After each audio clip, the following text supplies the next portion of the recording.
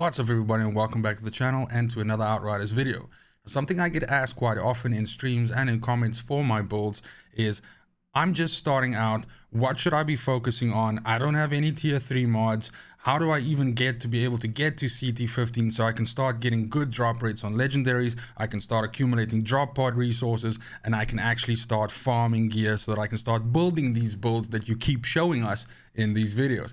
So I thought I wanted to make a quick beginner's guide build to a specific class and a specific build that I would consider to be a very easy build to kind of pull together right at the start, and for you to be able to push into CT15 quite comfortably and then essentially start farming drop pod resources and all of that. So if you do find this useful in any way or you enjoy the video, please do consider giving it a like and subscribing to the channel. Maybe share the video with a buddy. It definitely does help the channel grow, and it just means a lot to me. But without any further ado, let's jump right in.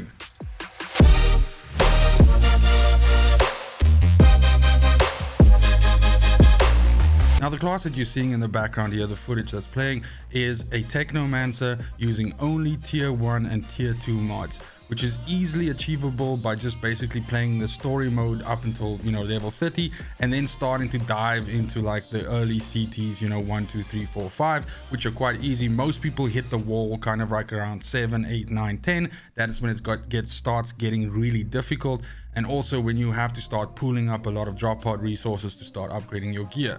Now the reason why I chose a Technomancer for this is because generally it's easier to gear up for a bullet build or a firepower build, and anomaly builds tend to require more tier 3 mods, but also just a general a bigger selection of mods and essentially how they fit together. At least that's just my impression about all of this, having done this a few times. The second reason is that even in its final form, the bullet-based Blighted Rounds Technomancer, which is probably one of the strongest, if not the strongest bullet-based class in the game, still is only using purple pieces of gear. You don't have to use Borealis, you don't have to use any legendary sets. You can simply use purple gear with the right stat distribution and with the right mods, and you're good to go. So what I want to share today, and of course as I've said, what's running in the background here, is a build that you can sort of start working towards, chipping away at some of the mods and everything like that. But also, if you're a beginner in the game, will start maybe making sense to you a bit more, like how certain mods work together, which one you should keep an eye out for and which ones you shouldn't, and also how important it is basically to look at things like stat or substat distribution on armor. When we look at the gear itself, something that is very important with a Technomancer that you're trying to push into a bullet direction is of course your weapon. And the highest damage dealing weapon in the game for this kind of build is not only an assault rifle but a tactical assault rifle. It is a weapon that shoots in 3-round bursts, and the ultimate form of this build is able to drop elites in essentially 2 to 3 bursts. So it is really powerful. And it is a great way for you to start learning how to play firepower, because it requires you to be a little bit more accurate, but it is highly rewarding, and you're also able to shoot stuff from quite far away. Now, right off the bat, one of the most important substats that you should be looking for when you're trying to build something like this, let's call this the little farming machine, right? The little farming machine that could. So when you're trying to build this farming machine that'll let you push into CT15, maybe carry a few of your buddies, and just generally start picking up lots and lots more drop pod resources that you can use to, gamble into Tiago and get some additional legendaries, you should be keeping your eyes out. Never take your eyes out. You should be keeping your eyes open for long range damage. Generally speaking, this class plays from the back row. So if you're playing solo, you'll be trying to kill stuff long before they actually get close to you. That's a big point of this class. And if you're playing support with this class with other players, you'll usually be the artillery piece in the back, just dropping headshots and shooting stuff from far away. Yeah. So here we have an assault rifle in the tactical variant, and this has crit damage, long range damage, and close range damage on it. This is considered a perfect roll in terms of substats. The damage roll is not that great. 80.5k is not that high at all. Anything above 90 is where it starts getting really sexy, but 80.5k with this stat distribution is more than enough for the point of what we're trying to make with this video today, and is again more than enough to wipe the floor with any CT15 content. Now, in this particular case, what happened is when I picked up this weapon, it had Storm Whip on it as its second tier weapon mod. So I went and put Bone Shrapnel on it. The mental game here that you're going is you want a weapon that is really good at dealing point damage, but that potentially also has the ability to do a dart or do some additional damage in an AoE, which is generally an area where the Technomancer is not that great at. So by putting Bone Shrapnel on here, I have the ability to deal a lot of damage to stuff around something that I kill, but I also deal a lot of stuff to the thing that I'm killing or going to kill, because I also have Storm Whips dropping on their head. Now, when we go over to, and again, the rest of the gear doesn't matter, because in a bullet-based build, you're going to be applying blighted rounds, and you're going to try your best to keep blighted rounds up. So you're not going to worry about switching to other guns and anything like that. And so it really only matters, you can just concentrate on making sure that the main weapon that you're using is the best weapon that you have. Then when we go over to the armor pieces, guys, of course, I have transmogged this, but these are, as you can see, all purple pieces. And they're also all pieces that have bonus firepower, close range damage, and long range damage. Now, on armor pieces, you can't get any additional crit damage, plus. And the other options that you have for gear here are things like status power, skills life leech, healing received, and none of those benefit this build. So you want to be keeping your eyes open, again, not out, never out, but your eyes open for pieces that have bonus firepower, long range damage, and close range damage. That means that you're equally good at dealing damage to something that comes within the 10-meter radius of you, or 12 meters, and stuff that's outside that 18-meter range where it starts becoming long range.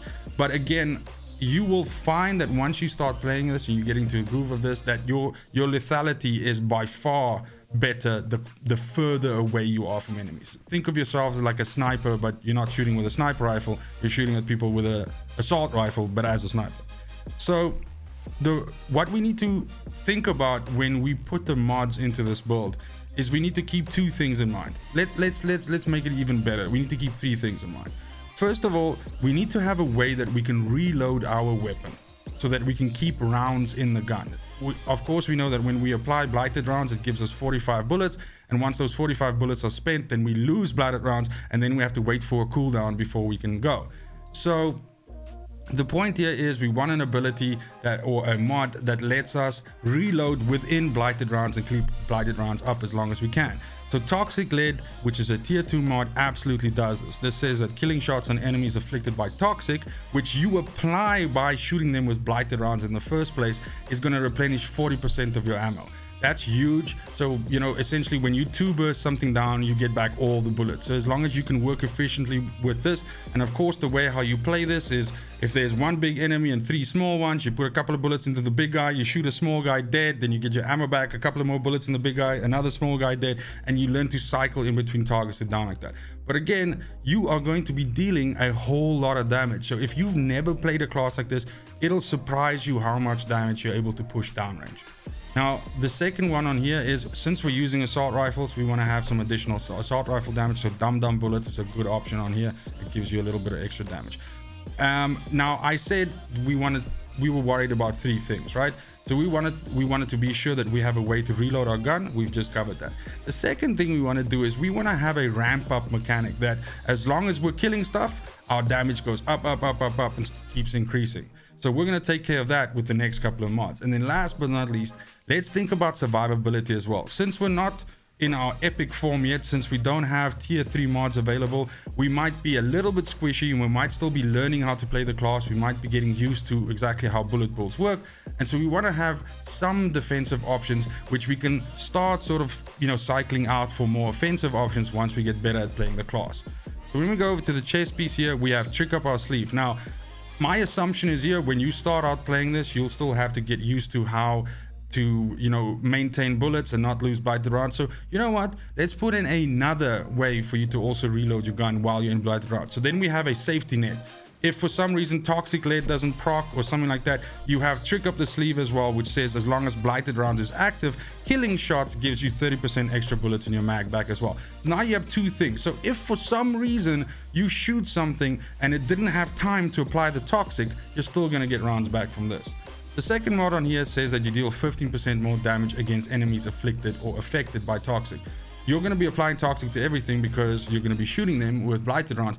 Plus, you're also going to have a turret that sprays poison on them. So stuff is going to have toxic on them all the time, and you're going to get this benefit. When we go over to the pants, here we have critical analysis, which says it increases your critical damage by 15%. Now, by default, you're going to be wanting to do as much damage with this build as possible. So you're going to be shooting for critical spots. So if a human comes running out, you're shooting him in the fucking dome. So once you do that, this deals 15% more damage. So that really just accentuates your critical shots. But with the second mod on here, Crit Stack, what this does is every time when you crit, then you get a 5-second stacking buff, and here comes the ramp up that I was talking about that starts ramping up your firepower. So now you're dealing more damage, and this stacks up to 5 times. So this gets exponential. The more accurate you are, the sexier the damage. When we get over to the gloves, here I have Stand Tall. Basically, this is just an add-on mod here. Remember, we're only working with tier 1 and tier 2 mods. We don't have any tier 3, so we don't have access to things like Captain Hunter and stuff like that. So we want to just squeeze as much firepower into this build as possible. And as you can see right now, we're hovering at 185 before buff starts getting on it. So this is already like super high and incredibly sexy. But then the point is, we have Stand Tall here. This says when you're out of cover for more than 5 seconds, you get 15k firepower. You're always going to be out of cover. Nobody plays this game in cover. Never play this game in cover. Don't do that. It doesn't work. Run around, shoot stuff, dive, roll, do your thing, and you'll be getting a whole bunch of extra firepower. Bloodlust is another ramp up mechanic that we have that says killing shots increase your firepower by 17.5k. This stacks 3 times, and it keeps that buff for 10 seconds before it deteriorates. So this is huge. Once you start getting into a firefight and you're knocking stuff down, you're just going to molest them, and it's just going to be terrible. They're not going to have a great time, and yes, that's basically it. That will be all she wrote. Oh, I seem to have just gotten a subscriber, which is fantastic. Thank you so much. Amliath Fornash, you just got a shout out on a video. Thanks so much for that. Let me quickly so professional. Let me quickly turn that off. And then once we get over to the boots, here are our survivability options. So I have rejuvenation on here and mitigation from there. Rejuvenation says that we get firepower, anomaly power, and armor for 8 seconds after our health is replenished. Now, another reason why we play the Technomancer for this kind of thing and to learn the game and to basically build a little farmer is because the Technomancer has the most straightforward healing mechanic. Any damage you deal with the Technomancer is translated into some healing for your character. So rejuvenation is constantly going to be up, because as soon as you have the ability to rejuvenate even just a little bit of life, it'll proc, because you'll shoot something and you'll start getting some life. But you'll also get firepower, you'll also get anomaly power, and you'll also get armor. Our second survivability is mitigation from death. And what that does is, while we're aiming down sights and shooting things, we're going to be stacking up armor to 45k at a time, also 3 stacks of that. So that's going to make you hover at about 180 to 190 with, of course, rejuvenation also going on top of that. You're going to go above that. You're going to go about 220 230k armor, which is going to give you about 74% melee and physical damage mitigation, which is huge. You're basically going to take almost like no damage from that. So then when we move over to the skills, again, very straightforward here. Another reason why we picked the Technomancer is because the most important thing that you're going to be doing is shooting. You're not going to be worrying about, throwing out, skills and stuff like that the whole time. You're just going to be throwing out your blighted turret every once in a while to shoot stuff with poison. And we'll also see that once we look at the skill tree, that's also a ramp up mechanic for you for a little bit of damage. We're going to throw out the cryo turret, because the cryo turret's going to freeze stuff every once in a while and give you a little bit of CC. And we're going to, of course, be using our blighted rounds, which is going to be, our main, staple for dealing damage. Now, the point is that your blighted turret is on a super low cooldown. Your cryo turret's on a slightly higher cooldown. But when we get over to the class tree here, you'll realize that with this super low cooldown of the blighted turret, there's a way for you to essentially maintain a buff up at all times. So let me explain. So along the top tree, this is the tree that's preferred for firepower builds. We're just going to be picking up as much firepower as we can. So I'll just call out some important nodes here. Exposing toxin is great, because it means every time you put toxic on something, which happens automatically when you shoot them, they're going to be vulnerable as well. Vulnerable means they take additional damage when you shoot them. So that's good stuff. Then when we go over to the next one, blur screen is a personal favorite of mine. Now, by default, your character has a regen threshold in his life bar. And that threshold is 30% of the life bar. So that means that if you take a whole bunch of damage down, your life by itself will climb up to 30%, and then you'll have to get some actual healing to go further than that. This increases your health regen threshold to 50%, which is great in the times that you have some off time and you're not necessarily getting life, but your life sort of just repairs yourself all the way up to 50%, which is really good. We are going to pick up Assault Master because we are using an assault rifle, so it would be dumb not to take that 20% additional damage. Definitely going to pick up 2 sides of power, which is kind of like glass cannony. Essentially, it says that you take 15% more damage, but you push out 20 more, which is great. Then we definitely want to be picking up UT14 clips because this increases our mag size by 50%. So by default, the variant, the tactical rifle, assault rifle that we're using only has 30 bullets. This is going to take us up to 45 bullets, which makes you losing rounds a little bit more difficult. Now, my fat face is blocking it here, but basically, if you can see where my mouse is here, the upper one you don't take. So you're going to be taking Purge, which says you deal more damage to target stuff. And then this is what I was talking about. Empowering Antenna says that it gives you 40% additional weapon damage for 10 seconds every time you activate blighted rounds, but you only activate that once and then you keep the bullets on. But also every time when you throw a blighted turret out. Now, here's the cool thing. Blighted turret is on a 7.7 second cooldown. So that means as long as you're diligent to always be throwing out your blighted turret as soon as it comes off cooldown, you're just always gonna have 45%, well, sorry, not 45, 40% additional weapon damage, which is huge. On the character here, if let's say for argument's sake, just to make the maths easy, if it's like on 200k, then 40% of that is like another 80k stacked on top of that, which is super sexy, and it's just gonna make you deal a whole bunch of damage. So that's it for the build, guys. I really went back to basics here, so this video is probably not for everybody, and it is really just kind of like an answer to some of the questions that I've gotten in the streams and in the comments for people saying like I said, I'm starting out, I need something that I can, you know, put my effort towards to get online, and so that I can start farming gear. And definitely, in my opinion, and again, you're more than welcome to try out any of the other classes. Trickster would be a good example as well to try out and also stack in this kind of way. It's a little bit different and a little bit more difficult, and Trickster's reload mechanics is super difficult, and they're very late on. They're tier 3 mods, so this is the reason why I favored the Techno for this. But again, this is a very beginner orientated, and I really do appreciate it if you watch it this far, even if you are a veteran of the game. I absolutely appreciate it. Let me know in the comments down below if this has been useful in any way. If you guys would like to see something more like this, I do have a video planned, kind of like a thing of like there's a whole bunch of new players that are coming in with New Horizon, or that came in with New Horizon now, and the sale that's on the store with the, you know, the super low price that you can buy it for now.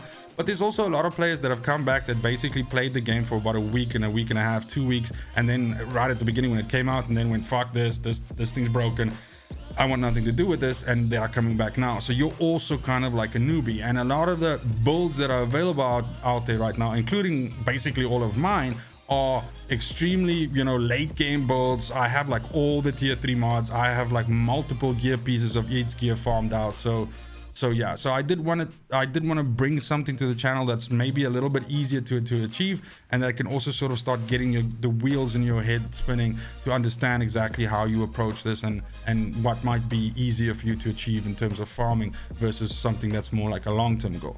But thank you so much for watching. I think I said that already, but what I haven't said yet is it's super important to me that you have a fantastic morning, a great afternoon, and a super awesome evening wherever you are in the world.